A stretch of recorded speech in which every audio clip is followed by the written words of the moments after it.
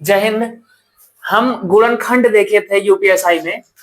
हमारा फैक्टर हो चुका था। हम फैक्टर में देखे number of factor, prime factor, even factor, odd factor, factor का प्रोडक्ट, परफेक्ट संख्या, परफेक्ट स्क्वायर का प्रोडक्ट हमने देखा, परफेक्ट क्यूब देखा। अब आज नई क्लास शुरू करते हैं, नया चैप्टर शुरू हो रहा है, नया टॉपिक रिमाइंडर थ्योरम, शेषफल प्रमेय।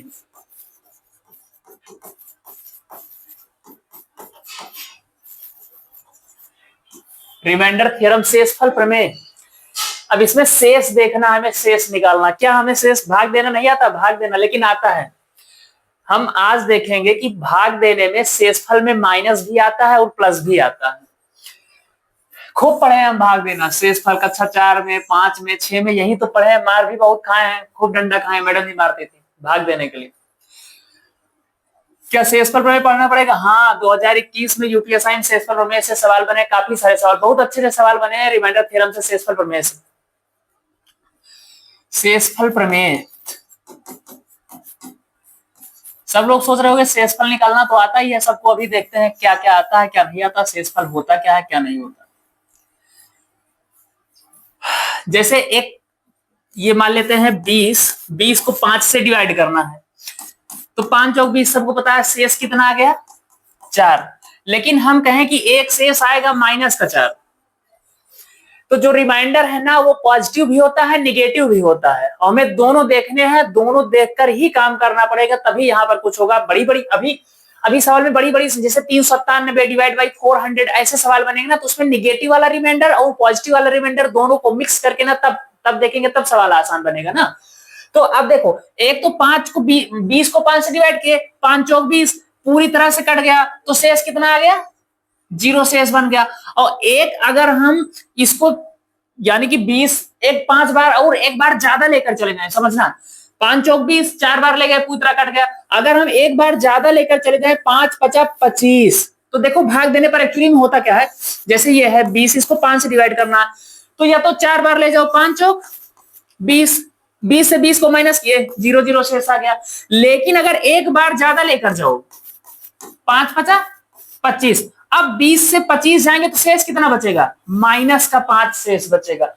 हमारी बात समझना कि जो रिमाइंडर होता है वो निगेटिव और पॉजिटिव दोनों हो सकता है, दोनों होता है, लेकिन कभी भी जो हमारा फाइनल आंसर आएगा ना वो निगेटिव में नहीं रहेगा, वो उसका रिमाइंडर निगेटिव में नहीं रहेगा। निगेटिव को हम पॉजिटिव बनाएंगे। देखो कैसे बनाएंगे। जो रिमाइंडर हमारा आएगा निगेटिव, जैसे यहां पर हमारा शेष निगेटिव आया 5, निगेटिव है ना, ये ऋणात्मक है। अब इस निगेटिव को जो हमारा भाजक होगा उसमें ऐड कर देंगे, तो ये -5 + 5 ये बन जाएगा 0। ये हमेशा शेष जो होगा फाइनली जो आंसर बनकर आएगा ना वो पॉजिटिव ही बनकर आएगा, निगेटिव बनकर रहेगा। जैसे ये 22/8 है, 22 से 8 को डिवाइड करना है।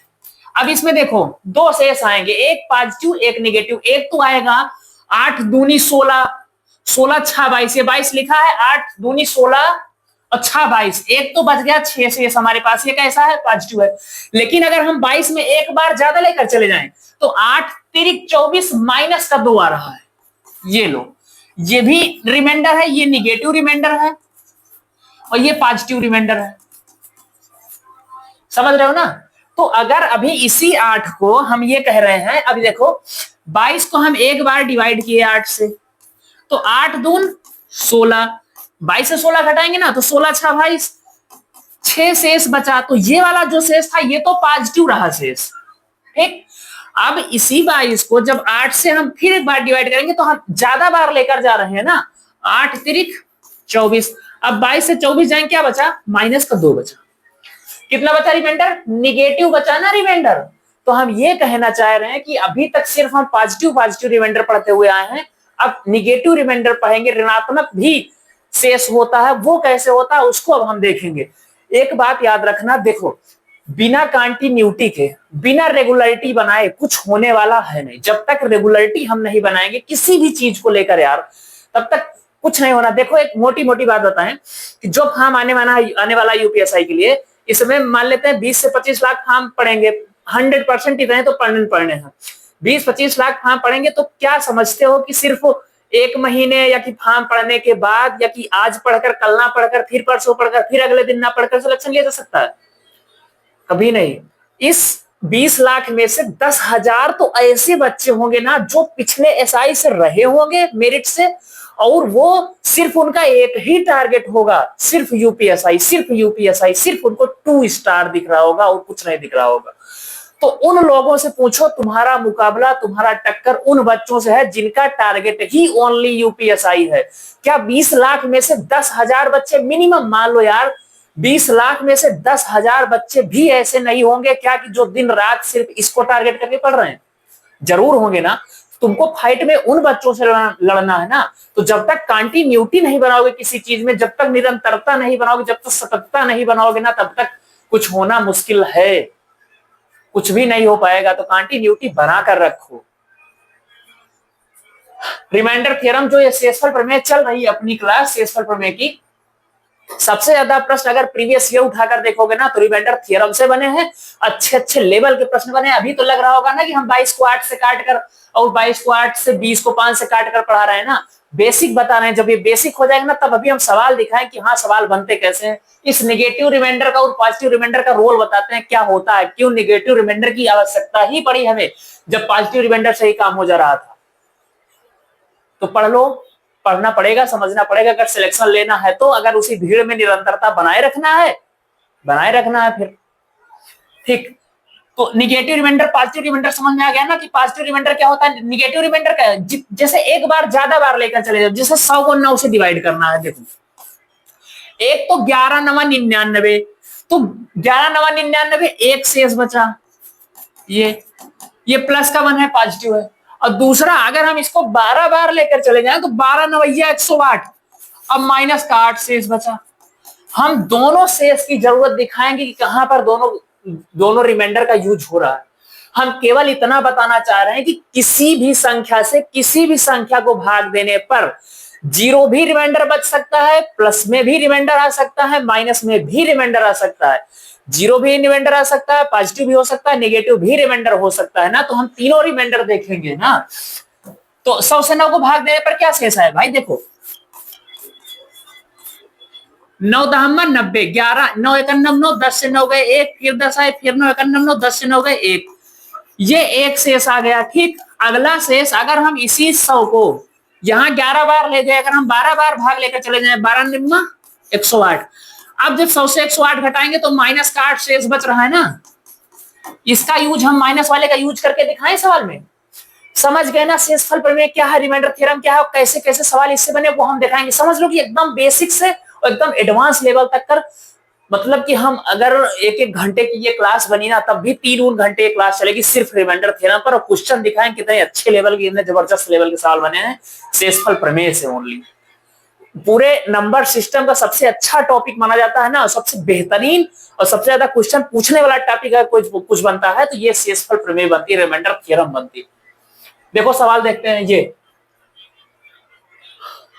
अब चलो भाग, अच्छा एक चीज और समझो ऐसे नॉर्मली, जैसे मान लेते हैं कि किसी चीज को जैसे हम भाग दिए, जैसे हम 117 को भाग दिए, मान लेते हैं कि 14 से भाग दिए या कि 13 से भाग दिए, तो देखो एक चीज ये होता है कि 13 निम्मा 117, रिमाइंडर कितना बचा 0। और अगर इसी 117 को हम 13 गुणे 9 लिखें और उसमें हम 13 से डिवाइड करें, 13 गुणे 117 को देखो 13 गुणे 9 लिख रहे हैं और इसको अगर हम 13 से डिवाइड करें तो 13 से 13 तो कट गया, तो बचा क्या शेष 0। अब 13 से 9 को डिवाइड करेंगे तो शेष तो 9 ही बचेगा, लेकिन जब इस 0 और 9 का मल्टीप्लाई होगा तो ओनली हमारा रिमाइंडर कितना बच जाएगा 0 बच जाएगा। कहने का मतलब यह है कि रिमाइंडर थ्योरम ये कहती है कि अगर लिखा है 25 गुणे 50 गुणे 75 और बटे में लिखा है 24, तो इस 24 से सबको अलग अलग भाग हम कर सकते हैं, ना कि सबको मल्टीप्लाई करें उसके बाद 24 से हम डिवाइड करें। बहुत बड़ा सवाल बनेगा, नहीं कर पाओगे। यहाँ तो फिर भी इतना छोटा है, शायद कर ले जाओ, आगे नहीं कर पाओगे हम। इसलिए कह रहे हैं कि रिमाइंडर थ्योरम ऐसा कहती है कि 24 से 25 को अलग डिवाइड कर लो, 24 से 50 को अलग डिवाइड कर लो, 24 से 75 को अलग डिवाइड कर लो। यही चीज अभी हम इस सवाल में कराने वाले हैं। जब 24 से 25 को डिवाइड करेंगे तो 24 से करना 24, शेष कितना, यहाँ सिर्फ शेष से मतलब रखना। ऐसे सवाल में पूछेगा 25 गुणे 50 गुणे 75 बटे 24 में रिमाइंडर क्या कीजिए, में रिमाइंडर क्या होगा, सिर्फ वो शेष पूछेगा, हमें सिर्फ शेष से मतलब रखना है। तो 24 सेकंडम 24, ऊपर 24 सेकंडम 24, रिमाइंडर कितना बचा 1 प्लस का 1 रिमाइंडर बचा है, गुणे लगा है, गुणे लगा लो, 24 दूना 48, रिमाइंडर कितना बचा 2 प्लस का 2, ऐसे लिख लो, फिर गुणे लगा, गुणे 24 का 75 में जब डिवाइड करो 24 या 72, रिमाइंडर कितना बचा 3 प्लस का 3, अब 3 दूनी 6 का नम 6, अब ओवरऑल हमारा रिमाइंडर कितना बच गया 6, 6 तो वैसे ही 24 से छोटा, अभी अगर ये 6 अगर अभी मान लो इस 3 इस 2 इस 1 का गुणा, तीनों का गुणा मिलकर अगर इस 24 से बड़ा आ रहा होता ना तो 24 से एक बार फिर उसको डिवाइड कर देते, बस यार इतना सही काम था, इतना ही होना था। एक चीज और देखो, अगर यहाँ पर बीच में मल्टीप्लाई रहा तो हम तो रिमाइंडर में मल्टीप्लाई लगाते चले गए, लेकिन अगर बीच में प्लस का साइन रहा ना, बीच में धन रहा तो बीच में हम धन लगाते हुए चले जाएंगे, समझना मेरी बात को। जैसे अभी इसी सवाल में अगर लिखा होता, मान लेते हैं कि 25 धन 50 धन 75 बटे 24, तो 24 से 25 को डिवाइड किए रिमाइंडर 1, 24 से 50 को डिवाइड किए रिमाइंडर 2, अब बीच में प्लस लगा तो प्लस लगाते हुए जाएंगे ना यार। रिमाइंडर थ्योरम ये कहती है कि जो ये अलग अलग संख्या लिखी है हम अलग अलग संख्या में डिवाइड करते हुए चले जाएंगे, ना कि इनको पूरा जोड़ेंगे उसके बाद 24 का डिवाइड करेंगे, तब तो यार काफी बड़े सवाल बनेंगे ना। अभी तो पावर वाले सवाल आएंगे, उसके बाद फैक्टोरियल वाले क्वेश्चन बेस बनेंगे, फैक्टोरियल बेस्ड क्वेश्चन आएंगे, तब हम कितना बड़ा गुणा करा पाएंगे। तब उसके लिए थ्योरी है, उसके लिए एक रूल है, उसके लिए नियम बना है, यही तो शेषफल प्रमेय का नियम है, यही तो रिमाइंडर थ्योरम का नियम है ना, यही तो हम देखेंगे तो 24 से 25 को डिवाइड किए 1 है रिमाइंडर, 24 से 50 को डिवाइड किए 2 है रिमाइंडर, प्लस लगाते हुए चले जाएंगे, 24 से 75 को डिवाइड किए 24 या 72, 3 है रिमाइंडर, 3 2 5 1 6, अब रिमाइंडर क्या बचा 6 बचा। खैर ये तो इत्तेफाक था, यहाँ मल्टीप्लाई भी उसका 6 आ गया, यहाँ इसका ऐड भी 6 आ गया, अगर ये ऐड या मल्टीप्लाई अलग अलग होता ना तो जो भी होता वो सिर्फ रिमाइंडर बचता। ठीक, सवाल देखेंगे अब हम बता दिए जो हमें बताना था। रिमाइंडर थ्योरम का रूल समझ गए ना सब लोग, रूल क्या होता है रिमाइंडर थ्योरम का। अब देखो, अभी हम दहाई का अंक पढ़े हैं ना, नंबर सिस्टम में कितना चीज पढ़कर आए, भूले तो नहीं हो ना। हम इसीलिए हर बार ये बात कहते हैं, बार बार ये बात कहते हैं कि जितना हम पढ़ाते हुए आ रहे हैं यूपीएसआई के लिए ना, उतना भूलते हुए ना हो, बस बेड़ा पार हो जाएगा। कहने का मतलब यह है कि हम अगर नंबर सिस्टम का सबसे लास्ट टॉपिक लेकर चल रहे हैं, नंबर सिस्टम चैप्टर का रिमाइंडर थ्योरम, तो इसके पहले हम जो पढ़ाए, जितने नंबर पढ़ाए, जितने टाइप्स ऑफ नंबर पढ़ाए, जो हमने यूनिट डिजिट निकालना, टेंस डिजिट निकालना सिखाया, फैक्टर सिखाया है, नंबर ऑफ जीरोस निकालना सिखाया, कुछ भी भूलो मत, सब दिमाग में चल रहा है ना, वो सब भूलना मत, सब कुछ होगा, सब केवल ऐसे कंटिन्यूअस चलते रहो, लगातार चलते रहो, सब कुछ हो जाना। अगर कहीं रुक गए तब तो फिर बहुत मुश्किल है, तुम्हारे रुक जाने भर से ना आगे वाला बंदा जो तुम्हारे साथ चल रहा है ना, तुमसे कोसों दूर निकल जाएगा, तुम्हें इस बात की भनक भी नहीं लगेगी कितना आगे निकल गया। ये समझ लो ना कि अगर तुम सो रहे हो ना तो कोई तुम्हारी जगह पर पढ़ रहा है, अगर तुम सो रहे हो तो कोई तुम्हारी जगह पर पढ़ रहा है, कोई तुमसे आगे निकल रहा है। अगर तुम रात को लेटे हो तो कोई रात को लाइब्रेरी में जगकर पढ़ाई कर रहा है। अगर तुम दिन में सो रहे हो या कुछ काम कर रहे हो, किसी से बात कर रहे हो, तो कोई सामने वाला बंदा तुम्हें मात दे रहा है। वो ये समझ लो कि प्रतिदिन नहीं प्रतिक्षण तुमसे आगे बढ़ता हुआ जा रहा है, इतना समझ कर चलो। तो रुकना नहीं है, बढ़ते रहना आगे, चाहे बेशक ही इतना ही पढ़ो पर डे पढ़ना है, पर डे पढ़ना है। तो ये सवाल है 997 गुणे 100 गुणे 301 गुणे 498 बटे 100, इसको 100 से डिवाइड करना है। अब रिमाइंडर थ्योरम का रूल इस पर हम लगाएंगे। रिमाइंडर थ्योरम का रूल ये कहता है, शेषफल प्रमेय का रूल ये कहता है कि इसको हम 100 से अलग अलग डिवाइड कर सकते हैं ना। इसको काहे हम सबका मल्टीप्लाई करें भाई, 997 गुणे 102 गुणे 301 गुणे 498 हम पूरा मल्टीप्लाई करके लाएं, तब फिर 100 से डिवाइड करें, कितना बड़ा बनेगा हमारे लिए। 997 गुणे 102 करो, अभी देखो करके कितना बड़ा बन जाएगा। तो क्या मतलब है उतना बड़ा करने का, हम 100 से इसको अलग अलग भी तो डिवाइड कर सकते हैं ना, इसको हम 100 से अलग अलग भी डिवाइड कर सकते हैं।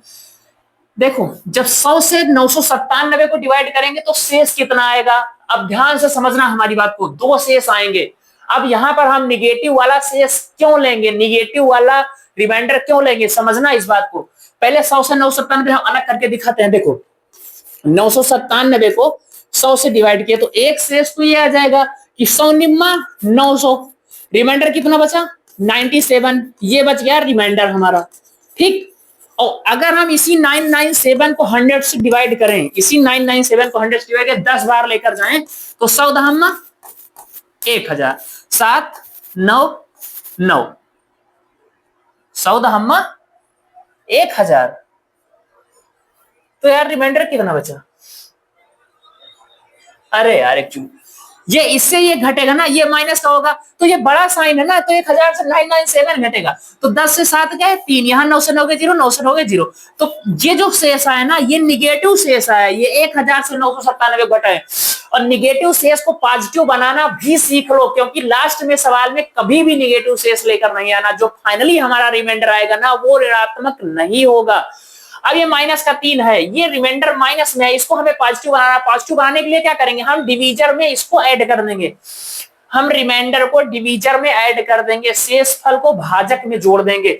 जब कभी भी शेष फल में भाजक जोड़ेंगे, जैसे शेष कितना है -3, -3 में क्या ऐड करें, प्लस का 100 ऐड करेंगे। जब 100 और 3 ऐड करेंगे, 100 प्लस का 3 माइनस का, प्लस माइनस माइनस होता है, 100 से 3 का क्या जाएगा शेष हमारा 97।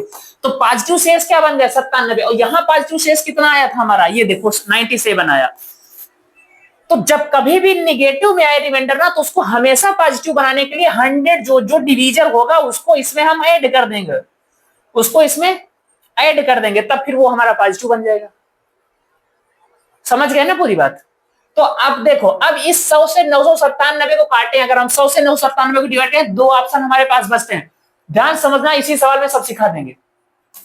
100 से 97 को काटे तो एक तो हमारे पास 97 शेष आता है, दूसरा -3 शेष आता है, ठीक। 100 से 102 को काटे तो एक तो हमारे पास 2 ही शेष आता, तो 2 हमारे पास है, 2 ही लेकर चले, क्या है बहुत बड़ा माइनस का 98 लेकर चले, क्या मतलब निकलेगा। 100 से 301 को काटे तो 100 यहीं 301 रिमाइंडर बचेगा, और 100 से 498 को काटे तो एक तो अगर 100 चौके 400 ले गए तब रिमाइंडर 98 बचेगा, तो उसको हम लिख लिए। और लेकिन अगर 100 से भाग 500 में ले गए तो 100 पंचे 500, 500 से 498 जाएंगे तो माइनस का 2 रिमाइंडर बचेगा, तो माइनस का हम 2 यूज कर लिए, ठीक। अब सब लोग बताओ कि 97 और 2 और 1 और 98 को लेकर चले वो ज्यादा बड़ा बनेगा, या फिर -3, 2, 1 और -2 को लेकर चले। तो समझना, जो छोटा बने ना उसको हम लेकर चलते। हम काहे लिए 97 का बोझ ढोए यार, हम 97 को नहीं लेकर चलेंगे। यहाँ पर काहे लिए हम 98 को लेकर चले, 98 को भी हम लेकर नहीं चलेंगे। तो जब ये 100 से डिवाइड किया तो ये माइनस का 3 शेष आ गया, बीच में मल्टीप्लाई तो -3 गुणे 2 गुणे 1 गुणे माइनस का 2, तो 3 दूनी 6 करना, 6 दूनी 12, और 2 बार जब माइनस माइनस आ गया ना तो minus minus plus, double minus जहां भी होते हैं प्लस बना देते हैं। तो 2 1 2, देखो यहाँ तक माइनस का 2 आया, 2 दूनी 4 माइनस का 4 आया, लेकिन जब 4 तिहाई 12 किए तो माइनस का माइनस ये प्लस का 12 बना, तो इसका पूरा रिमाइंडर कितना आ गया 12 रिमाइंडर आ गया। इसलिए हमारा निगेटिव रिमाइंडर काम आता है, तो हम निगेटिव रिमाइंडर को भी साथ में लेकर चलेंगे। हम पॉजिटिव मतलब, अब जैसे यहाँ पर हम 100 से इसको डिवाइड किया 97 को, तो यहाँ 97 एक रिमाइंडर बच रहा था, ये पॉजिटिव था, लेकिन ये बहुत बड़ा बन रहा था ना, तो इसलिए हम निगेटिव रिमाइंडर को ही लेकर चलेंगे।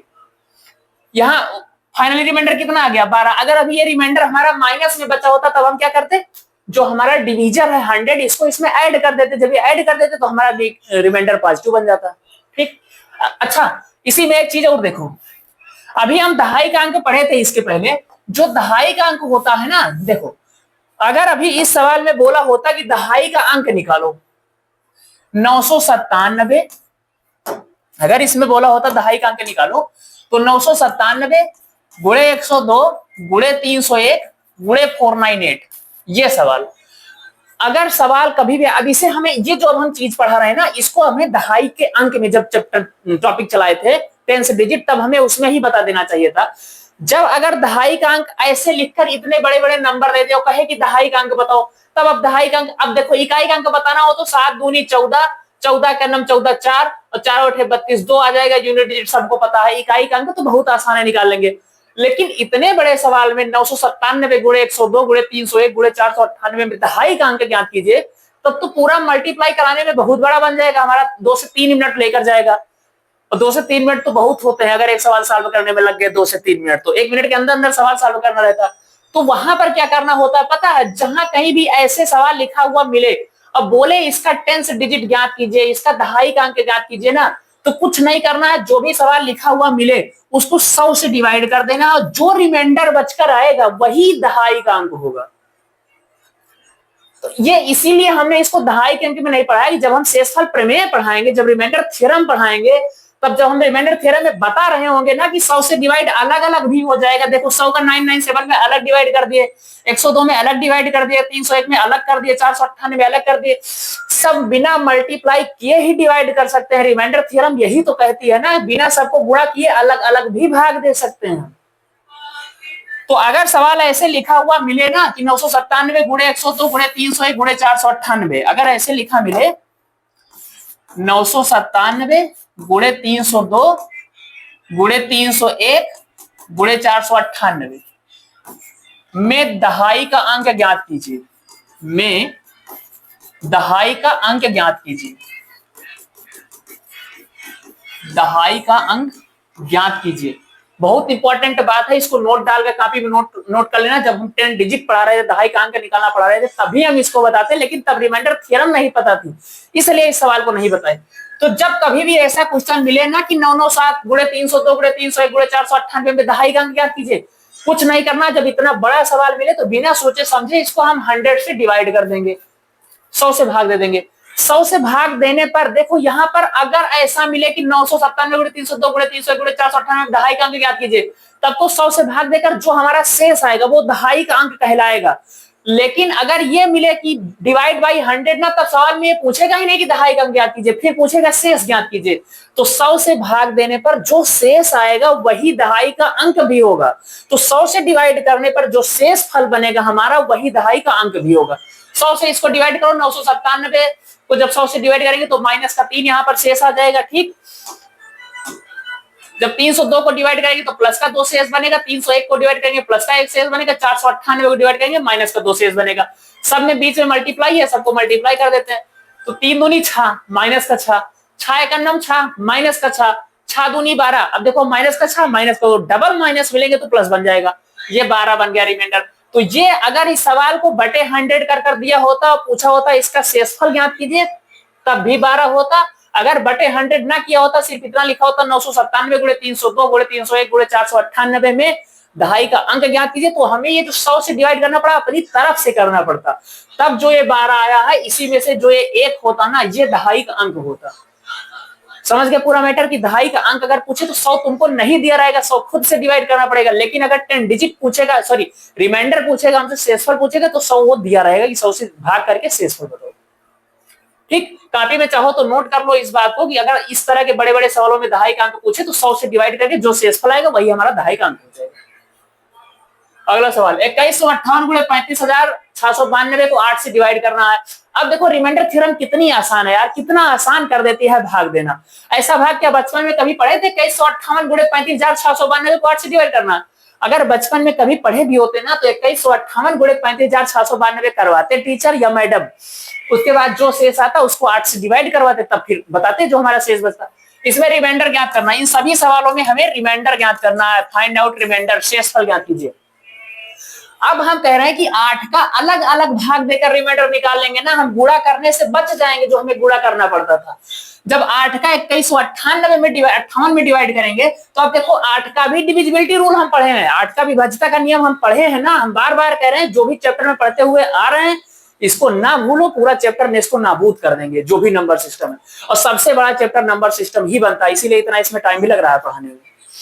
8 से जो डिविजिबिलिटी रूल था 8 का, वो ये कहता है कि किसी भी अंक का, किसी भी संख्या का लास्ट का 3 डिजिट अगर 8 से कट जाए तो पूरी की पूरी संख्या 8 से कट जाएगी। तो फिर काहे हम इतने बड़े को ढोए साथ में, केवल 158 लास्ट में 3 डिजिट है, इसको 8 से काट कर देख लेते हैं बस। ये जितना इसमें शेष बचेगा उतना पूरी संख्या में शेष बचेगा। 8 से इसको काटे तो 8 एकन्नम 8 और 8 7 15 78 हो जाएगा। 8 निम्मा 72, 6 78। तो फाइनली जब 8 से इसको काटेंगे तो प्लस का 6 रिमाइंडर बच रहा है। और जब 8 से 35,692 को काटेंगे ना तो 35,692 में से 35 को हटाओ यार, 35 से क्या लेना देना, ओनली 692 से लेना देना। तो 8 से जब 692 को काटेंगे तो 8 अठाई 64 और 64 5 69 52 हो जाएगा। 8 छंग 48, 48 4 52, यहाँ पर 4 रिमाइंडर बच रहा होगा, ठीक। अब बीच में मल्टीप्लाई है, दोनों रिमाइंडर मल्टीप्लाई में, यहाँ 6 रिमाइंडर, यहाँ 4 रिमाइंडर, 6 चौके 24 रिमाइंडर बच गया। अब क्या 24 रिमाइंडर है? नहीं भाई, 24 अभी भी तो 8 से बड़ा है ना। तो जब 24 अभी भी 8 से बड़ा तो एक बार फिर 8 से डिवाइड कर देते हैं 24 को। जब 24 को 8 से फिर डिवाइड कर देंगे तो 8 3 24। अब रिमाइंडर कितना आ गया? अब तो जीरो आ गया ना रिमाइंडर, 24 पूरी तरह से 8 से डिवाइड हो जा रहा है ना, तब रिमाइंडर जीरो बन गया। ठीक, अब तो एकदम सब सवाल धुआं धुआं कर दोगे रिमाइंडर वाला। एक सवाल और, 45 गुणे 215/18, 45 गुणे 215/18। अब 18 से डिवाइड करना। अब देखो अलग अलग 18 से डिवाइड कर लेंगे, 45 को अलग, 215 को अलग डिवाइड कर लेंगे। 18 से अगर 45 को डिवाइड करें तो 18 दूनी 36, 9 45। देखना ध्यान से समझना इस सवाल को, हम एक तरीका और बताएंगे। 18 दूनी 36, 9 45, रिमाइंडर कितना बचा है 9। और जब 18 से 215 को काटेंगे ना तो 18 का नाम 18, 18 3 21 बनेगा 35, 18 का नाम 18, 18 10 28, 7 25, 10 7 17 रिमाइंडर बचा। तो 18 से जब 215 को डिवाइड किए तब 17 रिमाइंडर बचा। 18 से 45 को डिवाइड किए 9 रिमाइंडर बचा। 17 9 भैया, 17 भैया, 17 7 119, 17 153। अब ये फाइनली रिमाइंडर कितना बचा 153। 153 को जब हम 18 से डिवाइड करेंगे तो अब भाई 153 फिर 18 से बड़ा है, तो जब फिर 18, जब तक ये 18 से छोटा नहीं हो जाएगा ना भाई, देखो 18 से डिवाइड करने पर या तो 17 16 15 14 13 12 11 10 9 8 7 6 5 4 3 2 1 रिमाइंडर बचेगा। 18 से ज्यादा रिमाइंडर तो बच ही नहीं सकता ना, 18 से कम ही रिमाइंडर बचेगा। 18 से ज्यादा अगर एक भी ज्यादा रहे, 19 भी रहे ना, तब फिर हम उसको 18 से डिवाइड कर देंगे और फिर फाइनली रिमाइंडर क्या आएगा 19 में 18 से डिवाइड करने पर 1 आ जाएगा। तो रिमाइंडर या तो 0 आएगा या तो फिर 18 से छोटा आएगा रिमाइंडर। तो 153 अभी भी 18 से बड़ा, फिर से 18 से डिवाइड कर लो। 18 5 90, 18 6 100, 144, 18 144, 44 6 50 3 53, 9 बचा। फाइनली रिमाइंडर इसमें कितना बचा 9। अब इतना बड़ा हमें करना पड़ा, फिर भी अगर हम रिमाइंडर थ्योरम लगाए उसके बाद भी ये सवाल हमको इतना बड़ा लेकर जाना पड़ा। अगर अब देखो एक बच्चा आए, छोटा बच्चा, अब कहे कि सर जी 45 गुणे 215/18 लिखा है, इसको हम पहले काट दें कि 9 दूनी 18, 9 पचे 45। अब तो सिर्फ 2 से भाग देना बचा, समझना। अब तो सिर्फ 2 से, भाई देखो 9 से काट दिया, 9 दूनी 18, 9 बचे 45। अब तो ओनली फॉर 2 से डिवाइड करना बचा ना। जब 2 से 5 को डिवाइड करेंगे तो 2 दूनी 4, यहां रिमाइंडर कितना बचा 1। समझना, ये फर्स्ट मेथड था, हम बता दिए सवाल 9 आ रहा है रिमाइंडर, ठीक है। अब सेकंड मेथड देखो, एक बच्चा आया और वो कहा कि सर जी हम इसको 9 से काट दिए, अब तो 2 बच गया, 2 से डिवाइड करो ना, तो ठीक है 2 से डिवाइड करते हैं।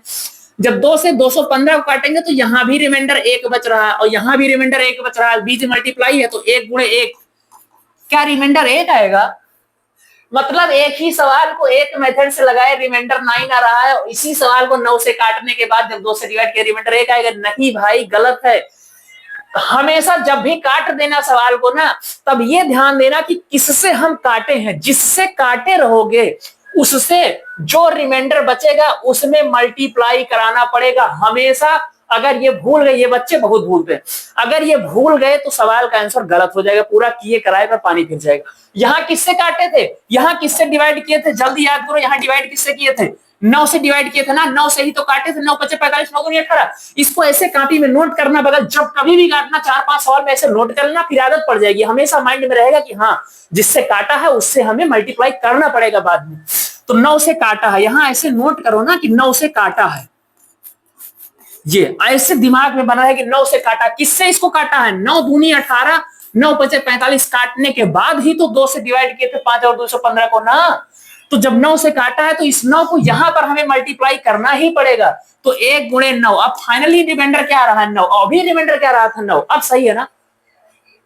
अब ये देखो, ये जो सोच रहे हो कि सर जी काटेंगे ही नहीं, अगर ऐसी बात है इतनी बड़ी विडंबना है कि अगर भूल गए 9 से काटना, इसको ऐड करना या मल्टीप्लाई करना, बाद में काटेंगे ही नहीं, हम डायरेक्ट 18 से ही कर लिए कि 18 का पढ़ा नहीं आता, बिल्कुल आता है भैया। लेकिन अभी आगे सवाल में पहुंचेगी जिसमें 100 200 300 455 451, वहां तो हमें 451 का पढ़ा नहीं आएगा ना, तब तो फिर काटना ही पड़ेगा ना। तो जब कभी भी काटना, केवल इतनी सी बात याद रखना कि जिससे काटा है उसको बाद में मल्टीप्लाई करना पड़ेगा।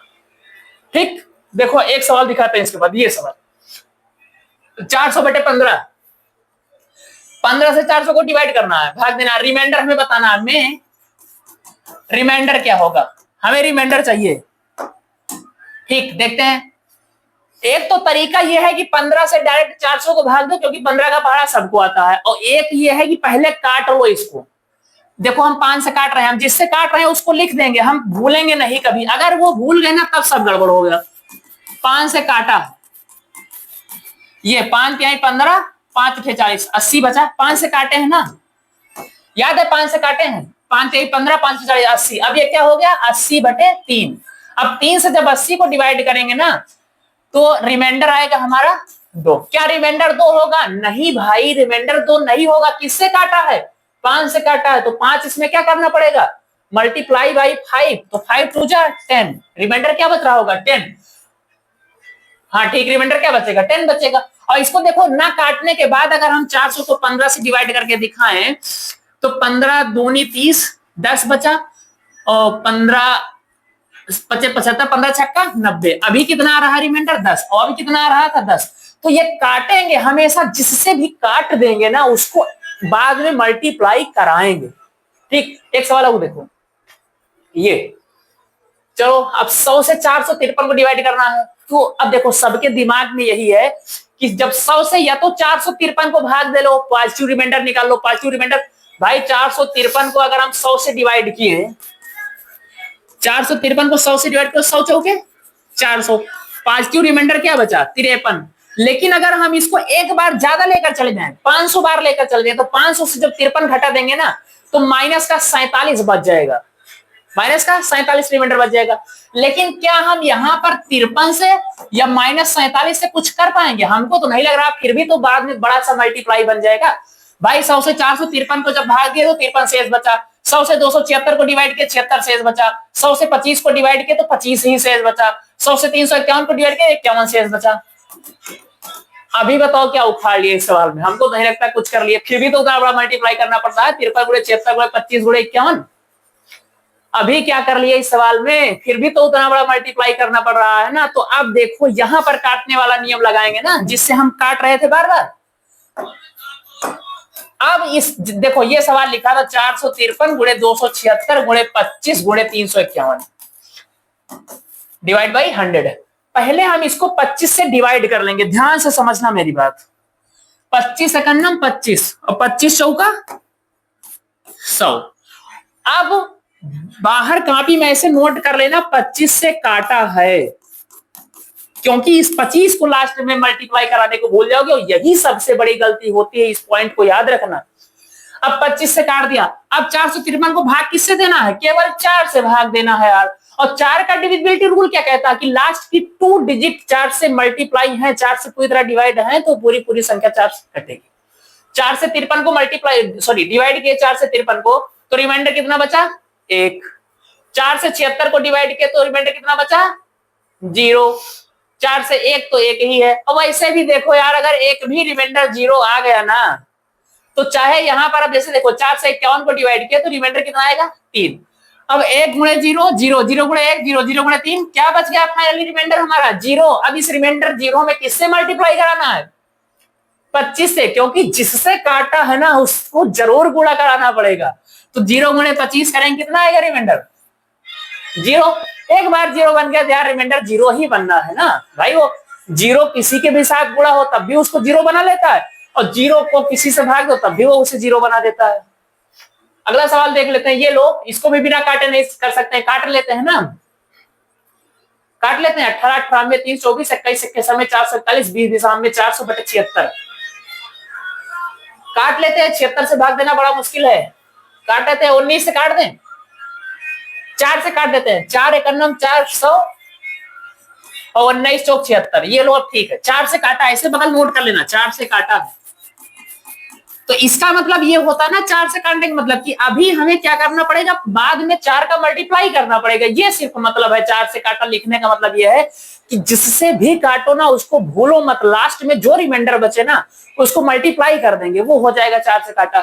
ठीक, तो अब 19 से 100 में देखें तो रिमाइंडर कितना आएगा? 19 बचे 95, रिमाइंडर कितना बचा? 5। 19 से 441 में देखें ना तो 19 दूना 38, 38 6 44 61, 19 3 57, 3 रिमाइंडर यहां पर बचेगा। बीच में मल्टीप्लाई लगा देता है। 19 से जब इसको डिवाइड करें तो 19 एकन्नम 19 19 10 29 29 3 32 10 3 13 134, 19 6 14 19 7 135, एक रिमाइंडर यहां पर बचेगा। तो फाइनली 5 15 एकन्नम 15, क्या रिमाइंडर 15 है? नहीं भाई, क्योंकि अभी किससे 4 से काटा है, तो जब तक 4 का 15 में मल्टीप्लाई नहीं करेंगे ना तब तक रिमाइंडर हमारा निकल कर नहीं आएगा। अब रिमाइंडर कितना बचा? 60। अब कुछ लोग कह रहे होंगे कि सर जी यहाँ तो 19 से डिवाइड कर रहे थे, अब 19 से 60 पहले ही बड़ा है, तो जब 19 से 60 बड़ा है तो एक चीज देखो कि डिवाइड करना किससे था सवाल में? 76 से भाग देना था ना, तो 76 से ही तो छोटा है ना 60, हमें फाइनली भाग किससे देना था? 76 से भाग देना है, तो 76 से तो 60 छोटा ही है ना। ठीक, और अभी बहुत से बड़े बड़े सवाल या फैक्टोरियल बेस्ड क्वेश्चन आगे सब देखेंगे, तो अब आगे देखेंगे। धन्यवाद।